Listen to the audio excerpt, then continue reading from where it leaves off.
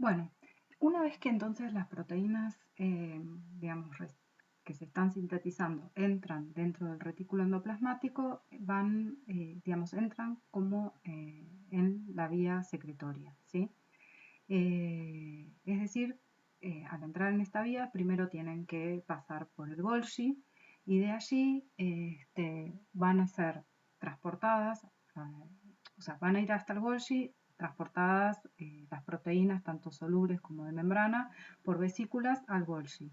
Y desde allí también, a través de vesículas, van a ir o hacia el exterior celular, o a la membrana plasmática, o a los lisosomas, o van a quedar retenidas en vesículas secretorias para luego ser liberadas en una forma más regulada. Por lo tanto, el aparato de Golgi es el primer, digamos, destino dentro de esta vía secretoria, ¿no? Y el aparato de Golgi constituye el principal sitio de síntesis de hidrato de carbono y es el que va a, digamos, clasificar y despachar los productos del retículo en vesículas de transportes y las va a dirigir o a lisosomas o a la membrana plasmática o a vesículas secretorias. Y en el Golgi, digamos, va a ocurrir la principal, digamos, las principales modificaciones de glicosilación de las proteínas. Va a haber tanto modificaciones de las N-glicosilaciones como las O-glicosilaciones. Entonces, dijimos, o bueno, no sé si ya lo dije, no, ya no sé, pero bueno, las proteínas van a ir van a ir del retículo al Golgi en vesículas de transporte, pero recubiertas con la proteína COP2, ¿sí? Estas vesículas van a emerger de zonas especializadas del retículo que se llaman sitios de salida, cuyas membranas no tienen ribosomas adosados, ¿sí? Y las vesículas van a transportar tanto proteínas de membrana del retículo como proteínas solubles, que van a tener señales de salidas. Solo las proteínas que se han plegado correctamente y se han ensamblado correctamente pueden dejar el retículo. Las proteínas mal plegadas ya dijimos que se unen a chaperonas que esconden su señal de exportación y en última instancia, si no se pueden plegar bien, son devueltas al citoplasma y son eliminadas por el proteosoma. Y digamos, acá les voy a contar de un ejemplo en donde realmente el plegamiento de una proteína determina, digamos, es determinante en un tipo de enfermedad. La mutación que causa fibrosis quística, que es una enfermedad hereditaria, se genera, digamos, va a generar una proteína de membrana que está levemente mal plegada y que es importante en el transporte de cloro. A pesar de que esta proteína podría funcionar normalmente si alcanzara la membrana, esta proteína mal plegada se retiene en el retículo y luego es degradada por el proteasoma. Por lo tanto, digamos, esta enfermedad no resulta de la mutación que inactiva la proteína en sí. Si bien la mutación hace que la proteína no pueda funcionar correctamente, podría, digamos, funcionar con un poco peor, digamos. Pero el problema no es que, digamos, la proteína no pueda funcionar, sino que no puede llegar a su destino y al no poder llegar a su destino porque no está bien plegada. Con esto les quiero remarcar que, digamos, hay como un especial cuidado y muchos mecanismos funcionando para que, digamos, que chequean el plegamiento de las proteínas. Porque por otro lado también imagínense que, bueno, una proteína que esté mal plegada, obviamente en muchos de los casos no va a poder tener su función, pero por otro lado, como ya les dije, digamos, las proteínas mal plegadas pueden atraer a otras proteínas y se forman agregados más grandes, lo cual es altamente peligroso para la célula. Con lo cual el plegamiento de las proteínas está muy, muy cuidado y muy regulado dentro del retículo. Entonces, las proteínas, o bueno, las vesículas, digamos, de transporte van a gemar del retículo endoplasmático a través de estos sitios de salida y van a estar recubiertas por esta envoltura COP2. Estas vesículas de transporte van a empezar a fusionarse, ¿sí? Y van a formar un grupo grupo, digamos, un clúster, un grupo tubular de vesículas más grande, que este clúster, digamos, se va a mover a través de los microtúbulos hasta fusionarse con el cis-Golgi.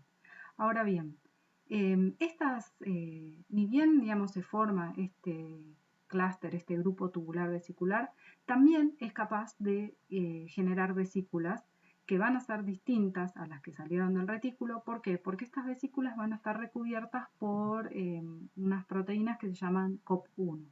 Y estas vesículas que están recubiertas por esta envoltura COP1 van a participar en lo que se llama el transporte retrógrado, ¿sí? Estas vesículas van a volver al retículo. Van a volver al retículo, ¿por qué? Porque, bueno, también del retículo a veces se escapan proteínas que son proteínas que son del retículo, ¿sí? Que son proteínas, pueden ser solubles del retículo o de membrana, que, digamos, por algún mal chequeo son empaquetadas en estas vesículas del retículo, ¿sí? Y entonces, digamos, son llevadas hasta el Golgi, pero en realidad tienen que estar en el retículo porque son proteínas del retículo. Entonces, digamos, de esta manera, con este transporte vesicular retrógrado, se vuelven a traer proteínas, digamos, integrales del retículo, así como otras proteínas que están involucradas en la fusión de las vesículas. ¿Y cómo es este reciclaje de proteínas? ¿Cómo se realiza? Bueno, este transporte retrógrado y este reciclaje de proteínas va a utilizar señales de clasificación. Tanto, digamos, las proteínas transmembranas como las proteínas solubles del retículo van a tener señales que son de retículo. Las proteínas transmembranas en sí que van a residir normalmente en el retículo tienen tienen 4 aminoácidos, una secuencia señal en el extremo C terminal, una secuencia KKXX, donde KK pueden ser 2 lisinas seguidas por 2 aminoácidos cualquiera. Esa secuencia es reconocida digamos, directamente por la proteína que envuelve por la proteína COP1, que es la que envuelve las vesículas involucradas en el transporte retrógrado, ¿sí? Y de esa manera, esas proteínas transmembranas son devueltas al retículo endoplasmático. En el caso de las proteínas solubles que residen en el retículo, también tienen una secuencia señal, es una secuencia que es la secuencia KDEL, que es lisina, asparagina, glutámico y leucina, que también se encuentra en el extremo C terminal, pero en este caso esta secuencia señal va a ser reconocida por un receptor que se llama el receptor KDL. Este receptor KDL va a unir a esta secuencia señal KDL de las proteínas solubles y entonces las va a empaquetar en las vesículas de transporte recubiertas por COP1, ¿sí?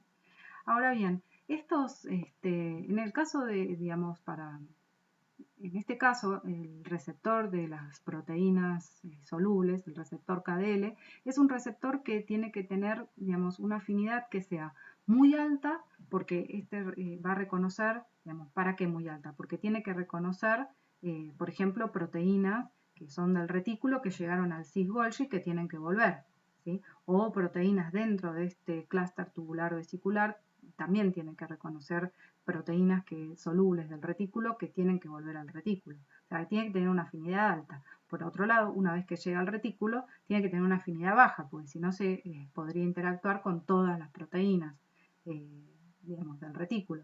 O sea, ¿y cómo se regula esta afinidad del receptor? Bueno, esto va a estar regulado por distintos pHs que hay en el aparato de Golgi y el retículo. Cuando las proteínas del retículo llegan al Golgi, el Golgi tiene un pH bajo, un pH de 5, y esto está dado porque hay un bombeo de protones, ¿no? Y allí la secuencia KDL es reconocido por este receptor KDL. Estos complejos, proteína y receptor, se incorporan a las vesículas de reciclaje y luego estas vesículas hacen el transporte inverso, o sea, van desde el Golgi hasta el retículo.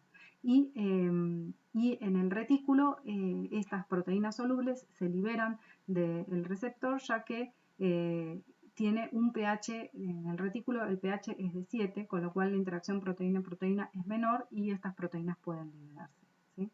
O sea que digamos, este reciclaje de proteínas está regulado por estas señales de clasificación, que son en realidad señales que tienen las proteínas residentes del retículo. Bueno, el aparato de Golgi dijimos que está formado, es un sistema, digamos, formado por organelas rodeadas por, compartimentos rodeados por membrana. Estos compartimentos son aplastados, ¿sí? Es como el aparato de Golgi es como un apilamiento de estos compartimentos. Estos compartimentos achatados se llaman cisternas y en general el aparato de Golgi en células animales está formado por 5 o 6 de estas cisternas. Y el aparato de Golgi tiene una estructura que está organizada en forma polarizada, o sea, las proteínas del retículo endoplasmático van a entrar por la cara cis y las vesículas van a salir del Golgi por la cara trans. En general, el aparato de Golgi en las células animales se encuentra cerca del núcleo, mientras que, como se puede ver en esta foto, mientras que en las plantas, por ejemplo, se encuentran dispersos en distintas partes de la célula. Y esta localización del Golgi cerca del núcleo va a depender de los microtúbulos, ¿sí? que forman parte del citoesqueleto. Si los microtúbulos se polimerizan, entonces el aparato de Golgi se separa en sacos individuales que se van a encontrar dispersos en el citoplasma, cerca en general de las salidas del retículo, como se observa en esta foto, ¿sí? Y bueno, y acá se ve una microscopía electrónica en donde se ve el retículo rugoso y acá está el Golgi. Bueno, dijimos que el Golgi era el sitio donde ocurría el mayor procesamiento de oligosacáridos, y este procesamiento va a ocurrir en una secuencia ordenada de eventos que va a estar dada por la acumulación apropiada de distintas proteínas en cada uno de los compartimentos del Golgi, ¿sí? Entonces, como en general todas las proteínas del Golgi son proteínas transmembranas y se encuentran, ubicadas en distintos lugares dentro del Golgi, ¿sí? Bueno, ¿cuáles son entonces estas modificaciones o estas modificaciones de hidratos de carbono que ocurren en el Golgi? Bueno, habíamos dicho que en el retículo se van a agregar oligosacáridos, ¿sí? en el grupo amino de una asparagina. Y habíamos dicho que en el retículo se transferían en bloque, dos N-acetilglucosamina y también se transferían 3 manosas, ¿sí? Esta era la N-glicosilación. Y que después se le agregaban ¿se acuerdan? Unas glucosas que iban a ser rápidamente cortadas. Bueno, en el Golgi lo que va a ocurrir es que además van a ocurrir dos clases de modificaciones. Una es que se van a formar los oligosacáridos complejos, que en este caso lo que va a ocurrir es que se van a agregar otros oligosacáridos al grupo de las manosas y por otro lado también va a ocurrir el agregado de muchas manosas en el oligosacárido, ¿sí? O sea, se forman los oligosacáridos complejos y los N-oligosacáridos al cual se le agregan muchas manosas. Pero también va a haber otro tipo de glicosilaciones que son las O-glicosilaciones, que es cuando se le agrega un azúcar en el grupo oxidrilo de la cadena lateral de las serinas o trioninas.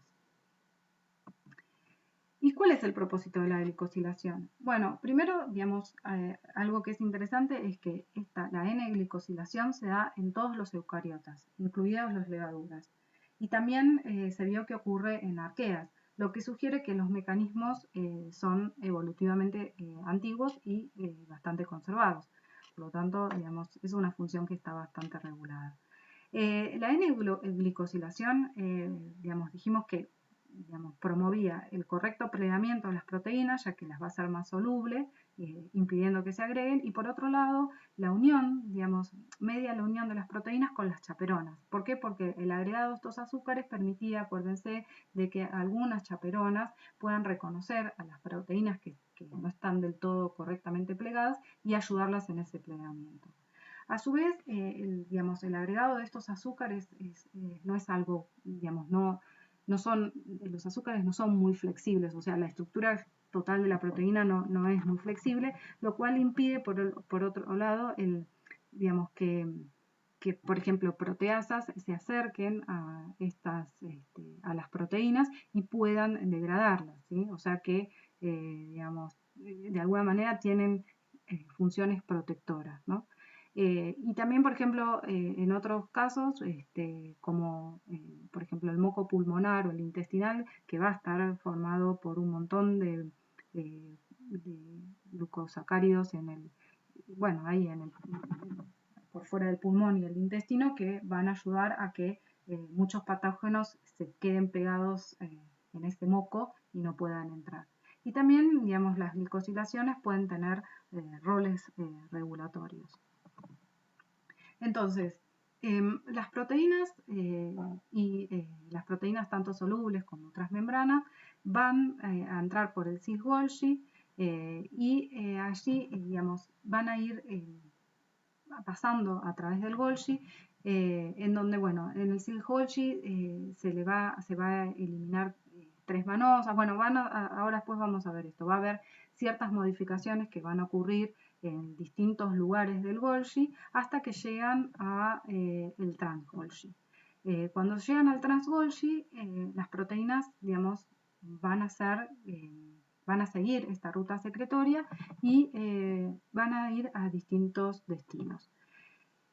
Si la proteína no tiene otro tipo de señal, entonces se dice que hay una secreción constitutiva y la proteína va a ir a la membrana plasmática. Si no, del trans-Golgi puede ir al lisosoma o a vesículas secretorias, ¿sí? Y por último, quería otra vez recalcarles que es que la cara, digamos, del lumen, digamos, del retículo, o sea, del retículo y del Golgi, digamos, es igual que la cara extracelular, o sea, son compartimentos topológicamente equivalentes y por lo tanto, digamos, cuando las proteínas, tanto, digamos, del lumen del Golgi, pónganle, cuando esta vesícula se fusione, ¿sí?, con la membrana plasmática, va a quedar en la cara, digamos, en la cara extracelular de la membrana plasmática, ¿sí?, ya que este medio es igual o topológicamente equivalente que este y que este, ¿sí? Bueno, entonces hasta acá llegamos de que en el trans-Golgi las proteínas, o si no tienen ninguna otra señal, van a ir a la membrana, van a ser secretadas. Y esto es una secreción constitutiva, ¿sí? Si son proteínas transmembranas, van a quedar en la membrana plasmática y si no, van a ser secretadas al medio extracelular. Pero también pueden ir a las vesículas secretorias o a los lisosomas, dependiendo, digamos, las señales que tengan.